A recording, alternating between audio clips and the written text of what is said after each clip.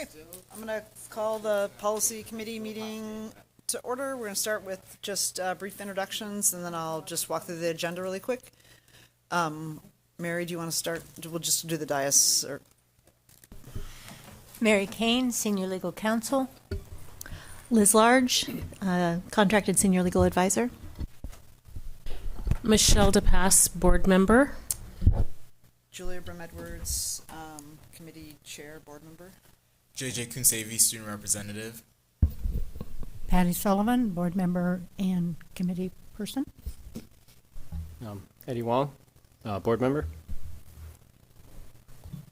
Okay, so after almost 6 months of work with a little bit of time off this summer, tomorrow night we're having the first reading or the introduction of the cell phone policy. And we're going to do two things today. We want to provide one last opportunity for some public comment before the first reading,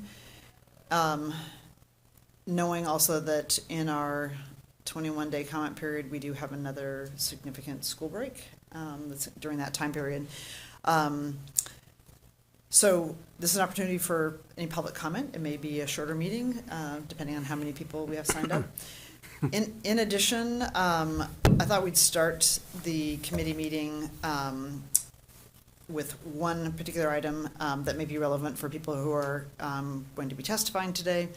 So we posted online is the draft version of the policy that was recommended from the policy committee for a first reading. And it includes the core elements that were designed by the committee in consultation with staff input, student input, board member input, and so that's the draft policy that we're even considering. It's relatively short and high level. We'd expect there'd be administrative guidance that would follow after the board policy is introduced. Director Wong has indicated that he's going to offer an amendment tomorrow, which would be, as a non-committee member, that's a totally fine way to do it, and we talked about it this morning. That amendment is posted also online, both with this committee's materials, but also the board meeting materials for tomorrow night. And I thought I'd just ask Director Wong to briefly sort of summarize what the amendment does and why you're proposing it, and then we'll move right to public comment. Great. Thank you, Chair Brim-Edwards. So all the amendment I want to propose tomorrow is basically the same as the current proposal, the draft proposal for the cell phone policy, except I am deleting 2A and the title for 2B. And what that effectively does is that instead of separate rules for high school and middle school, it's one rule for the entire district, which is basically that personal electronic devices must be off and away throughout the school day. And that way, it's not an exception for high school. The reason for this is because I want to provide an alternative because, having been to all the policy committee meetings or at least watched them, there's been quite a good discussion about whether lunch should be included or not in terms of off and away. And then also so proposing this gives an alternative. At the same time, having talked to a number of principals, both principals that are in schools that have off and away all day policies and schools that don't, the big theme that we encounter is that, currently there's a lot of schools that have basically what is effectively the same policy as the one that is originally proposed, which is allows during lunch and maybe passing time. And those schools are having trouble. And the schools that have moved to off and away all day, the principals I talked to have said, their policy was basically the same as this current draft, which is, allowed during lunch or passing time. And that hasn't worked. And so I'm afraid that the reason I want to propose this amendment is because if we propose this current amendment, it's kind of just reinforcing the status quo, which is basically a lot of high schools are seeing trouble with this kind of rule, with with especially during lunch and passing time. And there's quite a bit of data to support this as well in terms of districts that have banned phones throughout the whole day have seen huge increases in student achievement. We're talking about in some areas alone, 7% overall in test scores among students, and 14% among the lowest performing students in terms of increase in test scores. So, and it seems like through all the kind of research, the data that we have so far, allowing it during lunch or passing time seems like there's already growing evidence supporting the fact that that is enough to kind of derail a lot of these achievements that could have happened if it was all day. And so that's why, again, this is something that I'm pretty want to offer this alternative, because I feel like this is the version that has seen the most success out there in the world. And from someone who has taught, and I say luckily in very capital letters, before cell phones have been in place or were a thing, and after cell phones were a thing, it is a huge night and day difference. And one of the things I want to also rephrase the way we present this is that we're not trying to restrict, we're trying to give back something that was taken away already. For example, like in my high school experience, half of my memories from high school were from lunch. Right, like the banter, the stupid stuff that happened, right? And when I taught before, when I was teaching before cell phones were a thing, those kind of things were happening during lunch. You know, kids were laughing, were socializing, were doing stupid things, which is, you know, what forms memories. And when cell phones became a thing, that all went away, and it is depressing to watch. And so, even on a personal level, there's a lot of arguments for doing the entire day, restricting electronics to the entire day. So, and not only that, the fact of the matter is that after COVID, things just have gotten worse. Cell phone use, screens, on-screen time, kids addictions to devices, adults to addiction devices, everybody, things have just gotten a lot worse. And it's a lot harder environment out there to teach. And I think this is the kind of the minimum that we can do is to support our teachers. Thank you. Great. Thank you for offering that. Just a suggestion for tomorrow night, since it's coming somewhat late and we'll be voting on it, is to maybe send around and get posted some of the data that you have. I was going to say, Director Wong has shared some data as of, I believe, last Wednesday, Tuesday or Wednesday, of kind of compilation of data. But I also wanted to add to. It was news stories. It was, yes, it was, but I think it's instructive. I think it'd be, helpful to read. But I also want to add, just for my own observation, and you say this is coming late. I thought we were under the impression that the policy committee itself, not all of us, most of us, didn't want a lunchtime exception. But that's what was presented. But I also want to share what I observed on walking through Benson High School. I observed students kind of getting caught with their phones in their hands during passing period. And what was very compelling was a group of African American students that were lingering well after the bell. And those are the students that we want to raise achievement scores for. I also heard from my tour guide that at Grant School, where they have Yonder pouches, the students are getting an additional 10 minutes of instructional time per period. And that was compelling for me. If we say we want to raise scores, then we need to do everything in our power to do that, including reading through the data that shows the increase in achievement. Significant increases, 7% for high-performing students and 14% for lower-performing. Yeah, so it would be useful to see the actual study of that. If we're going to use it as again. Or we could just ask our principals that have the Yonder pouches. I mean, it's anecdotal. We don't have proof. I'm sorry, I thought you just said that there were districts that had increased it by 7 to 14%. Yes, there is a study out there that shows that increase. Okay, I'm just saying we should have access to that. We should post it if it's going to be, Yeah. So the compilation that I share with the entire board, the study that I'm quoting is the first thing on there. It also quotes multiple other studies from other areas as well. There are also a list of articles, and embedded in the articles that are listed. And the reason I included those articles is because they do reference the studies, and there are links inside the articles to those studies that I'm referring to as well. and I'm curious.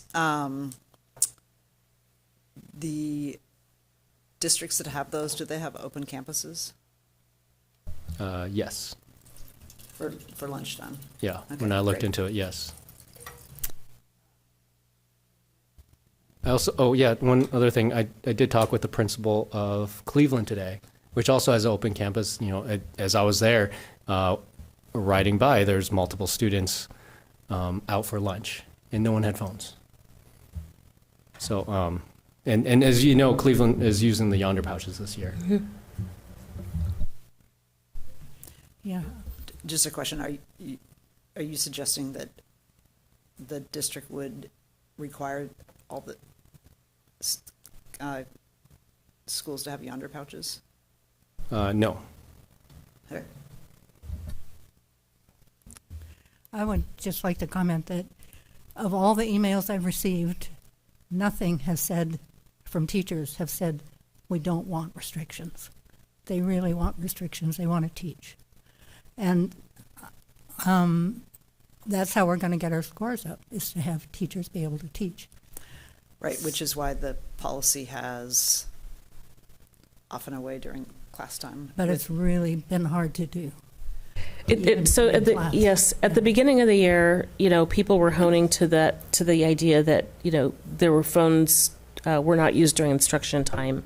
And now that we're into the fall, that has completely slipped at every school I spoke with. Yes, It's gotten they're- very lax, and it's getting harder for, you know, faculty to and educators. It's not their core mission to kind of police that. It takes Right, but it does but just if detract we from have the a learning district-wide- experience for our students. If we have a district-wide policy, they're still going to have to enforce, I mean, Yes, and at some point it'll hopefully become easier to enforce once it's expected and standardized.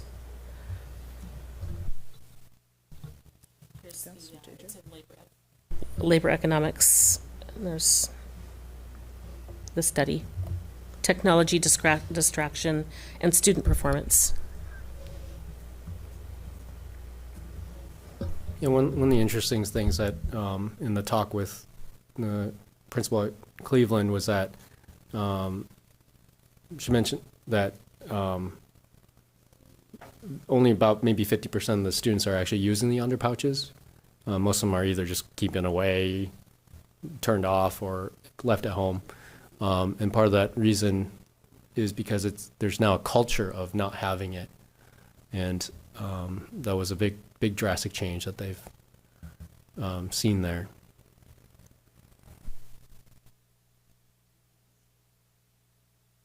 Well, I'm relying on my email correspondence, who seems to say things way better than I do. But one person said the policy, as it is now, just off during the school day, seems to be a compromise, not day, just during class, seems to be a compromise between those who want a strong screen policy and those who want minimal restrictions. But not all compromises are good ones. This policy is missing most of the benefits of a strong screen policy, in parentheses, significant distance between screen and student being necessary to achieve these, while having the drawbacks of both a strong screen policy, students feel they should be able to use their phones, and a weak screen policy, many students will still be on their phones. just to clarify, the only thing Eddie's amendment's doing is just taking away phones at lunchtime. Just Yeah. just to be clear, because Yeah. making it sound like, I mean, that policy, like, that's not doing anything. It's actually the entire school day, with the exception, because I think you said passing time was okay, but the policy is not passing time. So it's, the only difference is just whether, Well, the phones- policy's all day, right? So that would be passing. what I'm saying, Patty, is like, Yeah. currently the policy is the entire day with the exception of the student's designated lunch period So passing time. is included in the off and away. Except it's not being followed. We But don't have- we don't have a- literally we don't have a- counted. We don't have a policy right now, so there's nothing to follow. Right? Yes, and again, what I observed from and contrasted with an off and away all day policy and one that allows during passing times is you see phones out and students not going to class. And we also heard from Okay, so- but- principals that What school is that happening? Is there a school policy that they can use them during passing time? Because well, there's a that might be why grant they're- that has a yonder pouch that's locked away all day. But what school are students using during passing time? And that may be allowed by their policy. I'm just curious what school. So the school that I've observed is Benson High School, and they have a off and away policy that's enforced at the class level. But And it during doesn't- passing times, well, so the students are adolescents, and they're finding lots of ways around study groups in the hallway, using the bathroom.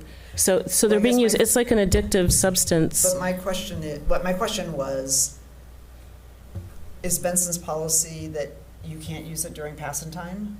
Because if that's not their policy, then the students actually are following the policies. But if their policy is not during class time and not during passing time, The policy that they have in place was followed a little bit more strictly in the beginning of the fall, and is very lax right now. but So you're saying, But what is the what- policy? Because if they're not getting yonder pouches, and it's the same, Mhm. but I'm just saying. They're I'm not- they're allowed, right, during, Right, it's like if yes. they're currently allowed to use it during passing time, maybe that's why they're using it during passing time, versus Mm-hmm. if the school policy is they can't use it during passing time.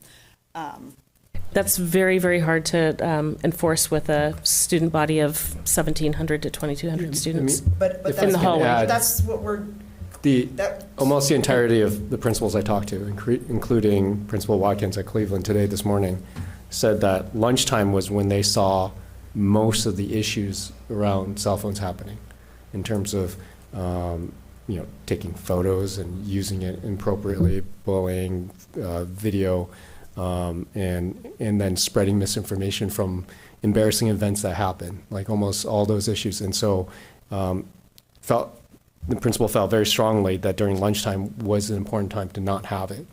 And this was reiterated throughout pretty much every principal I talked to.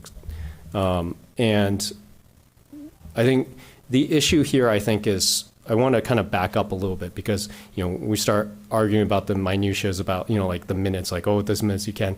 I think one of the problems that we're having right now is that the high schools are allowed to set their own policy. And because of that, right now it's kind of like, at risk of over-exaggerating a little bit. It's a little bit like the Wild West out there. Everyone kind of sets their own thing, and then you have issues of implementation or lack of support, and everyone does their own thing, and it becomes kind of a little chaotic in terms of implementation support. So when we have a rule that's universal throughout the whole thing, the whole thing, the entire district, it can solve two problems. One is schools feeling like they're on their own to figure this out, right? Now we have district that is able to support and create a unified process, procedure, expectations, guidelines, so that we don't have like the scandals that were happening in Grant that we got tons of emails about, or and it's also, the other thing it also creates is that when you have an expectation that's simple, unfortunately, I think human brains, especially in my years, it's not just for students, but for adults too, but the simpler the rule is, the easier it is to follow. So when you have exceptions throughout the day, and this is what I've also kind of observed, is that when you have complicated rules, those edges where there's less restrictions those boundaries get pushed. And, kids, adults, humans are really good at pushing boundaries. And you keep pushing those boundaries until it just goes back to the way it was before. That's kind of the story that we saw at Benson when we were there, where, they had these pouches that had very strict rule. And at first, things were better than they were last year. This is, again, I'm reiterating the story I heard from teachers. And then slowly it got worse and worse and worse as people were falling back on habits, finding places to hide. When we talked to campus security there, he's like, yeah, he knew these were places that the students knew the campus security routes and could figure out where the blind spots are in school and would congregate there during these set times. And so whenever you have something that has holes in it, those holes are going to get stretched. And I think the advantage of a unified policy, a simple policy that just says, no phones all school day, is that it's simple from bell start to bell end. And now we can figure out the best way to implement it. I'm not pushing yonder pouches. There may be, one of the things is that there's tons of billions of smart people out there who could probably figure out better systems to do it. And we need to be flexible enough so that we can always adapt the best practices. Today, it may be lock boxes or it may be yonder, but tomorrow it may be AI robots that shoot tranquilizer darts in your neck if you, I'm just kidding. But, Or one of the other technical fixes we heard about was requiring a Wi-Fi password. So, it was mentioned as a potential technical fix. So, educators. You don't need a Wi-Fi password to use. Well, they were talking about blacking out the school and having a password protected solution for educators. When they leave campus at lunch. Well, they don't have their phone at lunch, hopefully. it's like a radio jammer type of device. Right, I don't understand the technology, but it made sense when I heard it. well, that makes sense if you're in the school, but we have, all of our campuses are open. So the moment they leave campus, you wouldn't be jamming their phones. But if it's a bell-to-bell policy, then they have their phones away all day. Where is that? Wherever we have yonder pouches. I don't want to. Require I don't. Yeah, but I'm just saying that's not productive because it's not for the board to just figure out the best implementation. That's for the schools, district, teacher, superintendent to figure out how to manage this.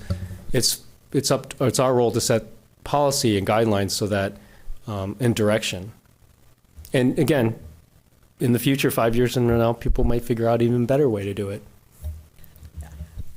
I'm just suggesting, at the end of the day, the district staff here aren't going to be implementing. It's whatever the policy is going to need to be enforced at the school level. That's the reality. It's not going to be the superintendent. It's not going to be the lawyers or anybody else. It's still going to be district's school staff. So for whatever it is, I think we should recognize that. And yes, technology changes, but I do think it's worth thinking through how these get implemented, because when you mentioned hey, we had this policy, and that by the end, by 4 months in, nobody was following it. So I think it's okay, why is that? So asking. But that's the staff's, that would be the staff role to figure out, unfortunately, that's a problem that they would need to solve, the administration at the building level, versus our job as policymaker. Well, one of the things, if the implementation has a financial cost, that is our job. True. And making trade-offs. So if we have a policy that can only be implemented because we're putting a cone or a blackout over the whole school, whatever the cost of that is, and that, again, that's not lunchtime, or requiring the one mechanism that currently apparently exists, maybe the yonder pouches that has an expense, that is part of the board's responsibility of how we use our resources.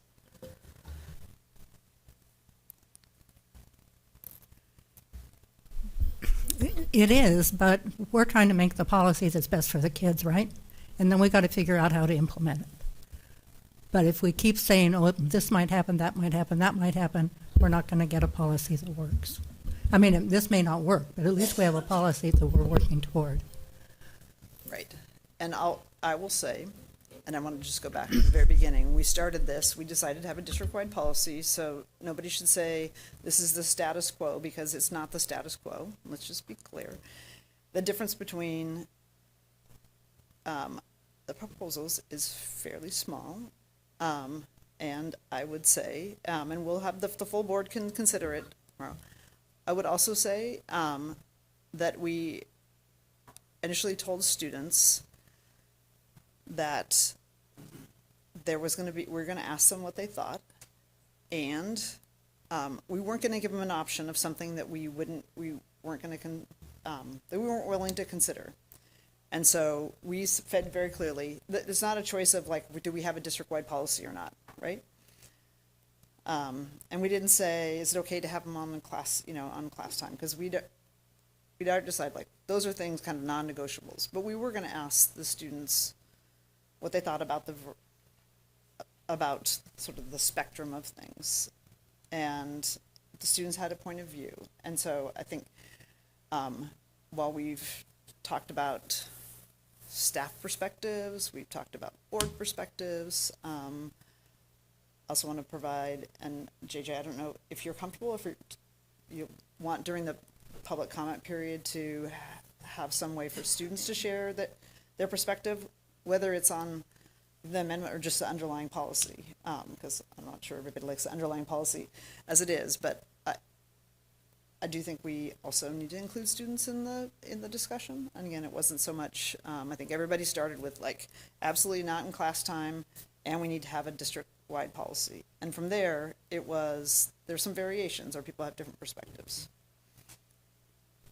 Yeah, and kind of adding on to what Chair Brim-Edwards said, we heard very clearly from students, they're totally fine with not having phones during class time, but when it comes to lunchtime, they want to be able to have phones. And some of the issues we brought up was, safety concerns. We know for our students, going out on some of these streets are really dangerous. And I really think it's important as a board, we really listen to our students. Because when I talk to students and when I ask them, what do they think about the board? They think the board doesn't represent them. They don't feel like they're heard or seen by the board. And it's important when our students are telling us things, we need to listen to them. And especially being able to negotiate with them on a simple thing like lunch would really be appreciated from our students. Just to kind of reply for that, I think we heard from a lot of students, and I don't want to misrepresent, because the students gave a lot of great input, and it wasn't just about the lunch issue.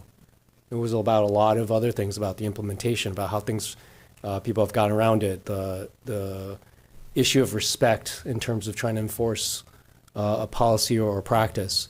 And I think there was quite a lot of really good input that we should be taking. And lunch is one of them. The thing about the safety issue, though, is that it's actually, there's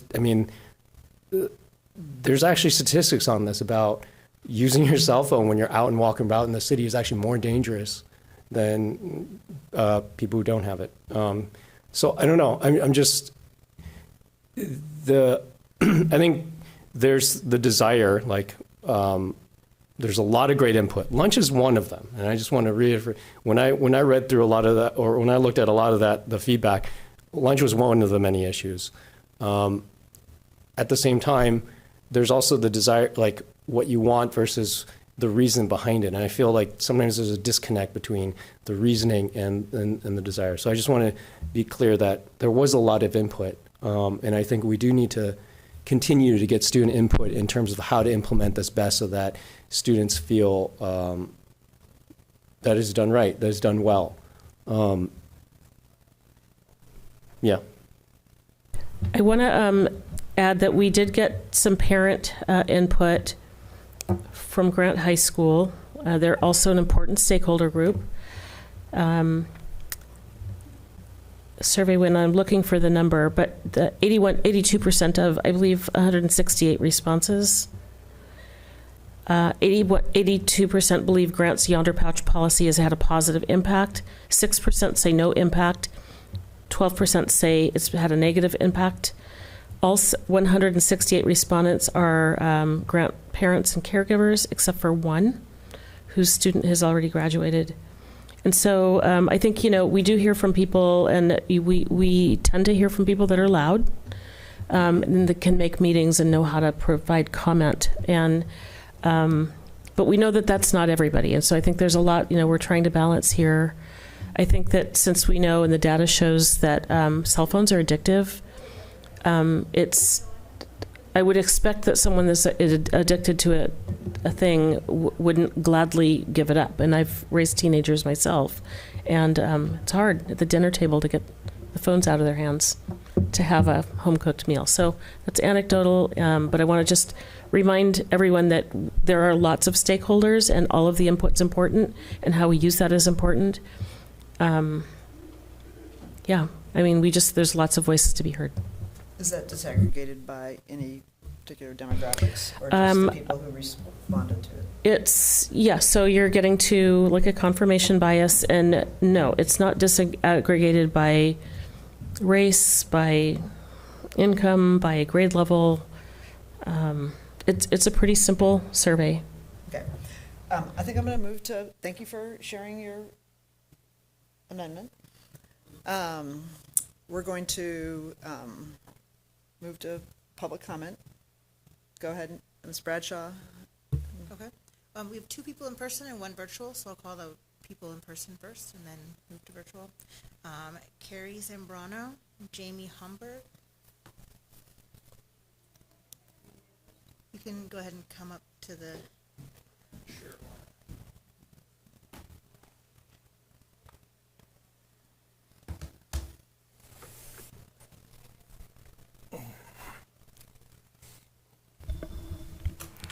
Hi, how we doing? All right, so first off, let's just say that I agree that it needs to be an all-day ban. All right, but to start off with, I'm not going to give you my words. I'm going to give you the words of our head of security at Benson. My vision on cell phone ban has to do with safety. Here at Benson, I have witnessed fights that could have been prevented. Kids who were in the halls who wanted to jump another student. Then they saw that student, followed him, texted his friends to come out of their class. These students then jumped them, violently kicked, and punched them. It took 8 staff members to break up the fight. I also witnessed students camping out in bathrooms, texting other students to come to the bathroom. Then other students arrived, appeared to pass off money. In return, the students received marijuana vape device. This has happened a few times. Students also hide contraband in the bathrooms, then text others where they had hidden the items. Also, we are trying to keep students and staff safe by ensuring that all doors are secured and we monitor who's coming in and out of the building. When students are late from lunch, they text their friends to open the doors and they prop them open so they can get into the building. This creates a great safety issue for all who we are trying to keep safe. I would like to put a cell phone ban for the entire day. They have become a big security issue. So we need a cell phone ban all day. I'm sorry, I should have done this at the very beginning. Can you just start by stating your name? My name is J.T. Homburg. Thank you. We need a cell phone ban all day long. And I know that we have the lunch exception, but the bullying happens at lunch. There are people taking pictures of other students and posting stuff, and just awful things like, look what the cow is eating today. Sitting at the lunch table. So we've had... Go ahead and finish your thought. Thank you. So it's not hard. No cell phones, period. A simple rule across the board. We can have exceptions for IEPs, have exceptions for health, like blood sugar monitoring, that kind of stuff. But we shouldn't have cell phones at all with it. No exceptions, no lunch, no I'm going to teach my class and use cell phones. they should just be restricted. And personally, the Yonder pouches are great. I visited Grant personally. I walked around that campus for an hour and a half. I looked really, really hard for cell phones. I didn't see one. And I'm one of the people that wrote the policy at Benson. And I can tell you, no, the policy is not working. Works in my classroom because I enforce it. But out in the halls, it doesn't work. And when I wrote it, I knew it wasn't going to work because it's almost impossible to enforce if students are sitting there with their cell phones in their back pocket, in their backpack, or wherever they can access them at any time. We can't enforce it, even though we try. We got 4 security guards at Benson. They cannot enforce the entire hallway. All I can cover is my classroom, and I shouldn't have to. I shouldn't have to enforce a cell phone policy in my classroom. I should have to teach. That should be my job. Thank you for coming again and sharing your thoughts. Yeah, thank you.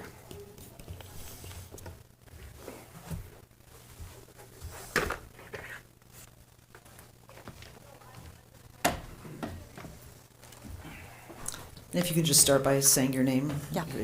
And then go ahead. Hi, I'm Carrie Zambrano, and I'm here to share my perspective on off and away except for lunch. I teach at Benson Tech, and I'm a member of our cell phone committee. So I'm going to start with a quote of the PPS board draft first reading proposed policy. Peer and student-to-teacher interactions are fundamental to learning, and we must create the conditions that allow students to be engaged, focused, challenged, so they can reach their full potential. That's your verbiage, and then this is my response to that. The proposed district cell phone policy, as written in Section 2A, contradicts this commitment to change conditions and improve student lives and academic outcomes. Because students have access to phones during lunch, therefore it's permissible to have a phone at school in a backpack or bag during class, though it's required to be off and away. When a student has such access, they use their phone in the bathroom or hallway with little or no recourse by staff. Following off and away, except for lunch, guidelines as the board has described in 2A, the burden of enforcement when students do not follow the guidelines falls again upon the teacher and other staff who happen to be in the hallways, and it is ineffective. In such a scenario, all we can do is ask that they will put it away, and when we move on away from the student, they just take it out again. You might wonder how often this happens. Each time I walked in the hall today and every day, the majority of students had their phones out. In my classroom, off and away, but allowing accessible phones keeps teachers and staff in the middle, losing instructional time. This is me. Cell phones away, earbuds out, the bell has rung, or the bell for lunch and passing has not rung. Please put your phone in this pouch. Yes, the bell has rung, but you didn't hear it because you were playing a game on your phone. These interactions create confrontation and frustration on both sides and degrade the student-to-teacher interactions that are so vital to learning. This atmosphere undermines the conditions that allow students to be engaged, focused, and challenged so they can reach their full potential. Thank you to the board members who visited schools to see hallway reality of off and away except for at lunch.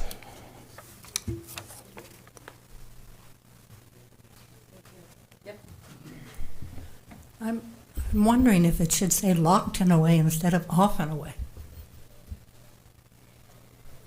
What do you think, Eddie? Yeah, I mean, if you remember the original, so in my, We just finished the, Oh, yeah. the public comment. Oh, I'm sorry. And then, that's it. Okay. Oh, right, we have another one, sorry. We have Andy too, and they should be coming in virtually here.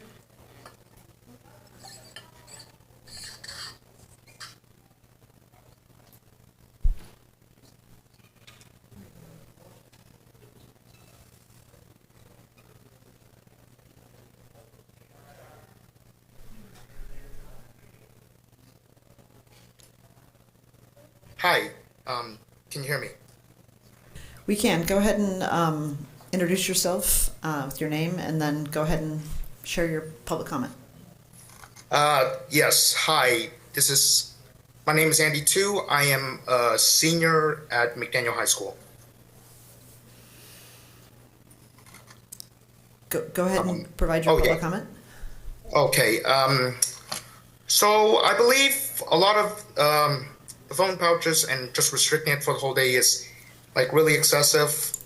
I believe like it's gone too far, and also it could be unsafe to like lock it. I'm not sure if I'm not sure if many of you heard this, but like I've kind of created a whole speech of like more than just the phone policy. Unfortunately, you clarified that we're only talking about the phone policy today, so I'm just only going to read those like paragraphs of my big speech. Okay, yep, go ahead. Yeah. And you can always send us your whole speech by email if you want. But please address the cell phone piece. Yeah, I also shared the Google Doc with JJ as well. He should also have it. But I can read it right here and right now. The new phone restrictions with the magnetic lock pouches for the inside of the school buildings have been very shocking to many students. Not only is this a poorly conceived plan, it can also be very dangerous. In case of emergency or post, we would need to contact families to let them know whether or not they're okay. Parents could be worried about their inability to contact their child to check and make sure they're okay, and if they're not, they should be. We should also be able to contact emergency services in case classroom phones or others in the building are out of service. Phones are more likely able to help us to literally just call for help at those times instead of giving ourselves away to criminals somehow.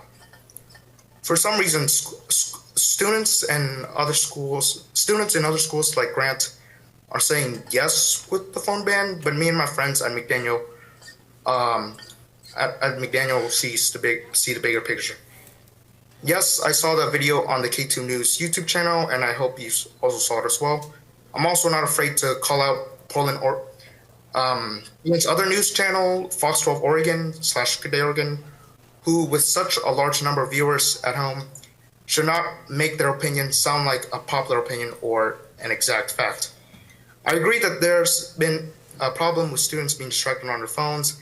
However, implementing a phone ban district-wide is very excessive and punish all students for just a small fraction of students that are just irresponsible with the phones that actually deserve to get penalized.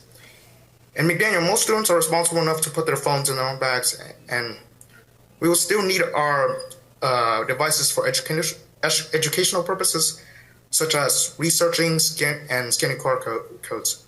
There's also students that would want to listen to music to help them focus for their work. Some students really need that, especially if they have ADHD, like my friend Julius, again, same person who made a rant video that supported me. In my opinion, it should be clear that we should be sticking to the old style of teachers putting their phones in like the phone boxes or like phone jails. That way it's not too secure that we can take them out quickly during an urgent situation. Instead of even thinking spending part of the school budget on these magnetic pouches. Students who refuse to comply can get punished and penalized and meet with the deans or principals.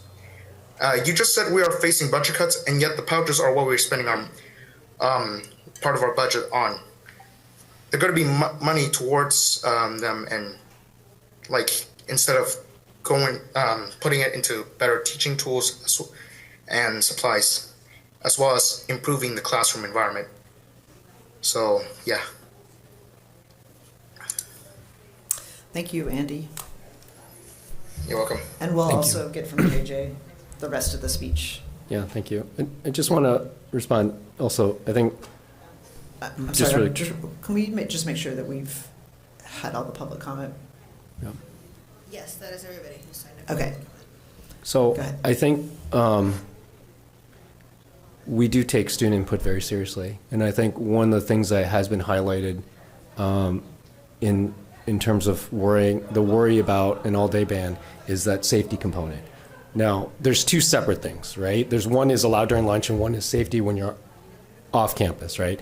And so taking student input would try to figure out, we don't want to implement, the district should take this feedback back and not implement a system that would completely block access to any phone. Like, for example, interestingly, when I was talking this morning with the principal at Cleveland again, but also this is the same thing that all the principals and teachers at places that are using pouches have said, is that the pouches are just a neoprene bag. So in case of emergency, you can break it open and access your phone.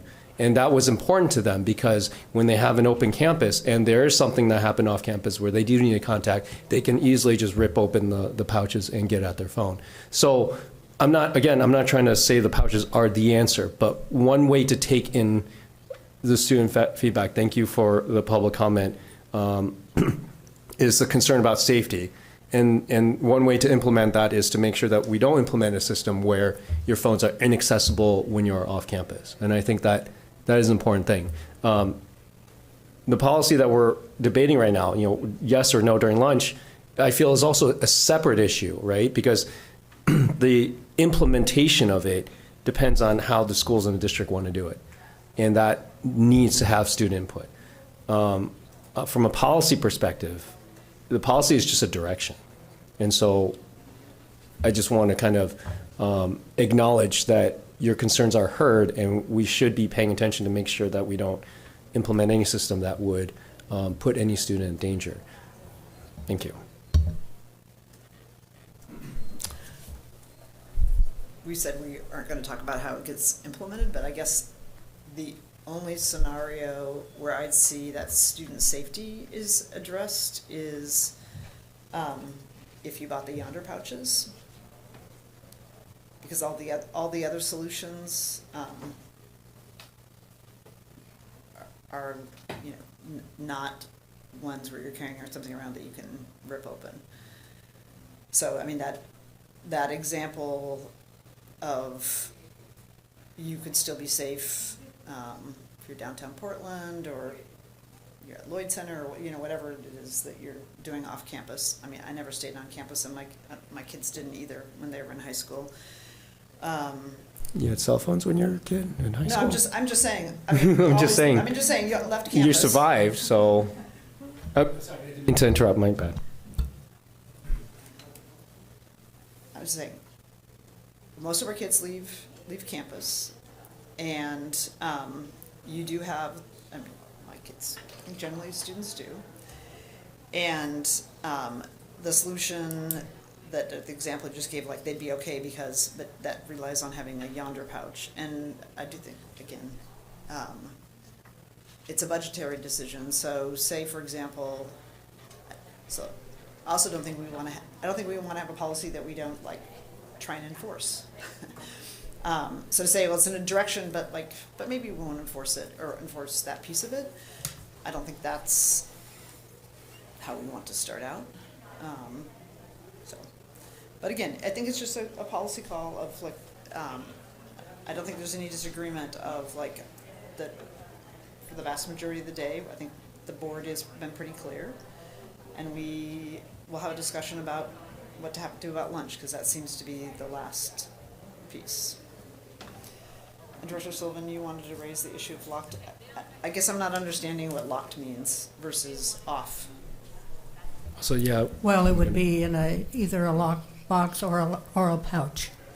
If it's, because it sounds to me like you're saying having them off and away is useless, because it's in a pocket and it's in a backpack. It's still buzzing. It's still causing problems. So off and away is useless. So, for example, you have a lockbox. They go to their first period class. Their phone gets locked there, and then at the end of the day, they go back to their. Yeah, in junior high, middle school, that would be fine. I think it's very hard in high school. That's what Lincoln has, and they're having the same problem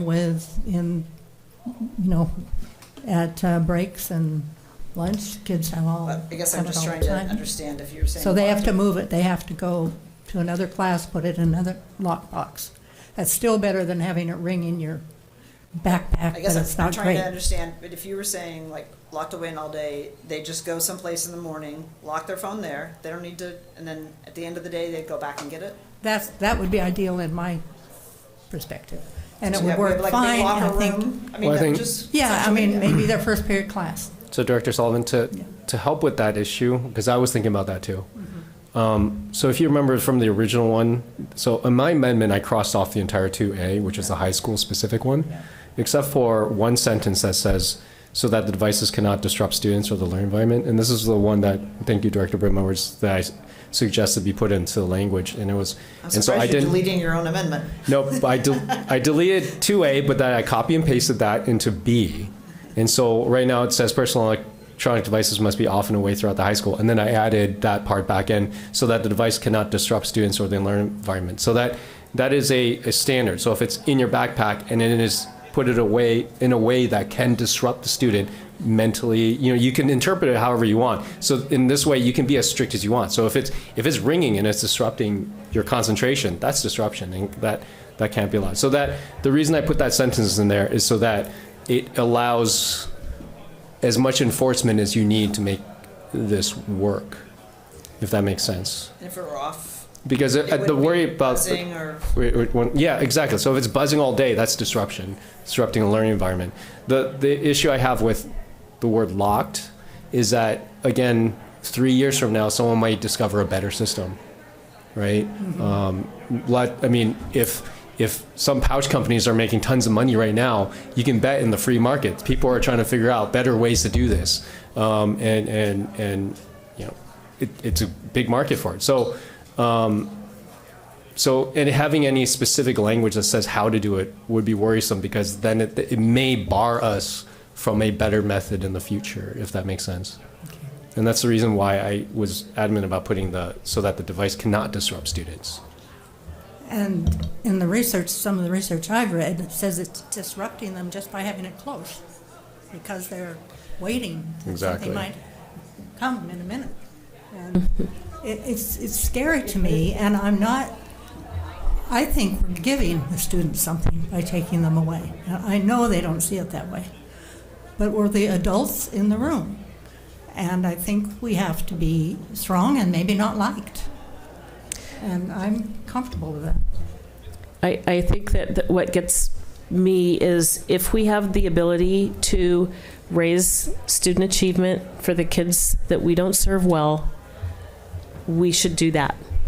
We can't keep saying we're so concerned about our achievement gap and not do anything about it, especially when we know we have the data, if we read it, to prove. I don't think anybody's arguing that. It's like, but there's no argument about class time, which is where learning is happening. And it also happens in the hallways, in between class time. It's not this really static, it's the school day. That is not when math scores are going up, is in the hallway. I'm just saying.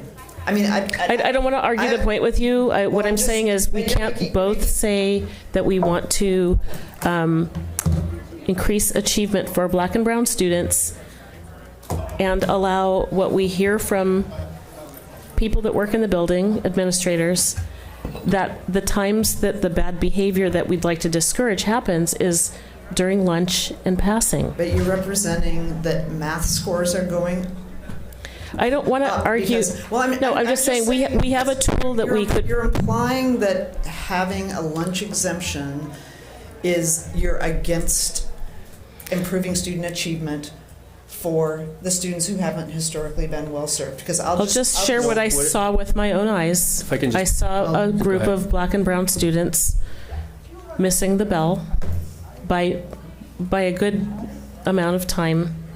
And those are the kids that we claim to want to be successful in our district. And I'll just say, PPS was not successful with those students before there were cell phones. So it's what's happening in the classroom that makes the biggest difference. We know that high quality instruction makes the biggest difference. I just want to put that in the record.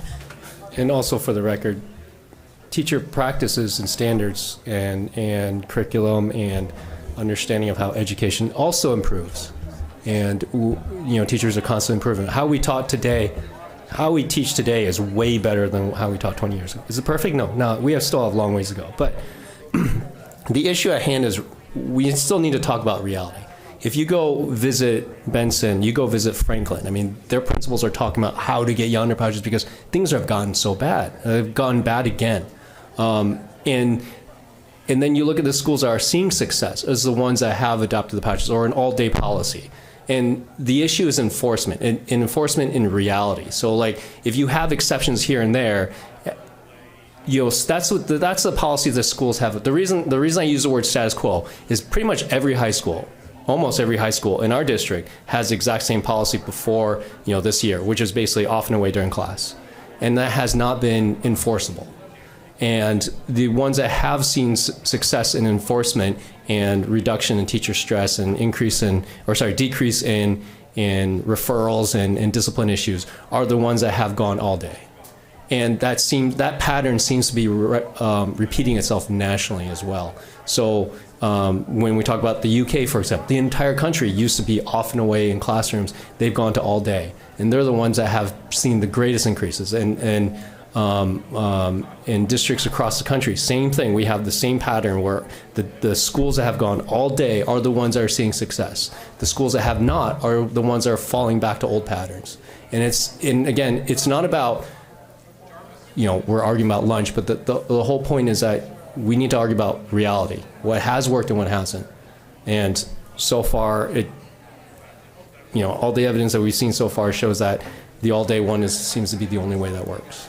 So until someone can find something better, but right now we don't have that. I would ask, can we recess this conversation until after the facilities committee meeting? If you all want to continue it, I'll. Yeah, no, come back that's. to you. Do you want to switch things around and then Herman? I thought it's Herman was here. I think he'll be back in a moment. So okay. Yeah, that'd be great. But let me switch things around. Well, I'm maybe happy take to a stay here. recess, a short recess. Yes, but very short. I'd like to start ASAP. Well, yeah. Okay. I'm going to thank you for the discussion. And for those who came to comment, I appreciate it. I do have one thing I just want to note, that currently using your cell phone to harass or bully other students is currently not allowed by our policy. So that that's occurring, whether it's during the school day or non-school day, it is already not allowed, and that should be enforced. And it's not an argument for or against today, but I just want to note, like, students, that's not permissible, even if we didn't allow students. So if students were doing that at night and were harassing another student, that would be a violation of our policy and subject to discipline in the district. With that, I'm going to adjourn the meeting.